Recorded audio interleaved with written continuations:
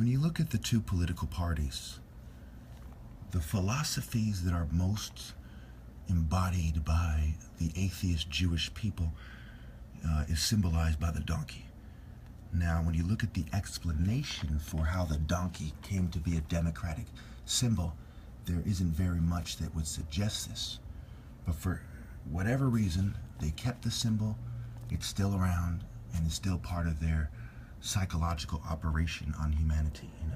Masons they like smoking mirrors and illusions and working together to control perceptions, to achieve different solutions that they mix together, solutions that are mixable to create the final solution. So you have the gays, the feminists, the effeminate black activists, etc. Kind of like the donkey, right? Unless you see it their way, that, they're kind of a ridiculous, goofy kind of clown type of motherfucker. So then when you look at the conservative party, conserving white culture, including perceptions of the ideal man, the tall, strong, physically strong Aryan man who is part of a group of people that derives their power from drawing on the spirit of their people. Okay, that is part of the traditional white perspective of things. Okay, and so you have these big guys and you have these geeky guys, and at the end of the day you have all these different people who look at how things work and then they compare that to reality and they say, what does it mean for me if people live in reality? That woman that I lust for so hard and I can't have, and everyone like her, how are they going to look at me, if they live in reality? So all these people have made a conscious decision, generally speaking, to not live in reality and to sell lies. So in the sense that they have made a deal with the spirit of lying for personal gain, whether or not there is a devil or not, they have made a deal with the devil, either literally or at least so to speak. So you see these effeminate cowards, right? And there are different levels of the philosophy of cowardice.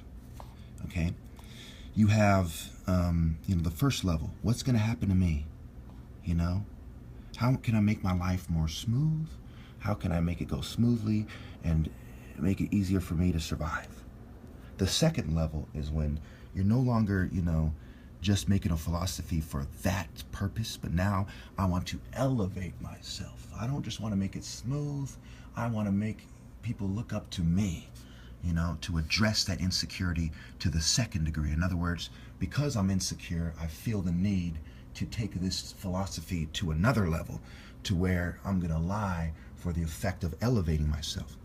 Okay, the third degree of this philosophy, when you get to the third level of the path, going down the path of hell, selfishness, materialism, conformity, cowardice, etc., is going way out of your way, persecuting the opposition view, gang stalking them, seeking out people who see it your way, making secret societies, going way out of your way. This is the third level of cowardice, and by the time someone is a part of that, they have no soul.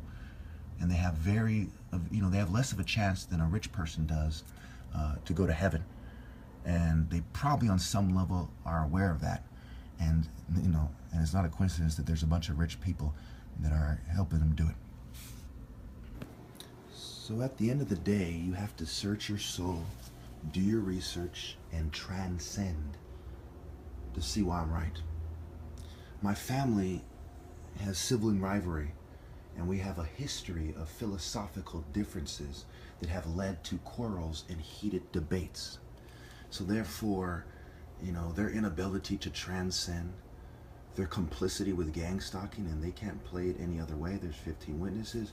There's thousands of other people who have been claiming the same thing. There's the Cuban Embassy, Hubbard, Ohio. There's the lieutenant of Santa Cruz Police Department went on record about gang stalking, and here I am in Santa Cruz. So it's not even an option to play me out as crazy or that this doesn't exist. You have to look at the truth of what I'm saying, for the same reason that a prophet is never recognized in his own hometown, you know, for a similar reason at least, the top martial artist. You know, this has spiritual implications and implications on, you know, social life. It has to do with social status, okay, and the spiritual order, you know. So, no, I do not expect anybody from where I live to give me my credit. Anyone I grew up with, you know, what, a bunch of gangsters who are always trying to put themselves above me and alienate me for being, you know, from the cuts, you know, are going to tell you the truth and give me my credit? Yeah, I don't, you know, maybe, but probably not. You know, what, some fucking Ivy League, you know, some spoiled brats that went to the private schools I went to? No, nobody can tell you about me but me, and you'd be an idiot to see it any other way.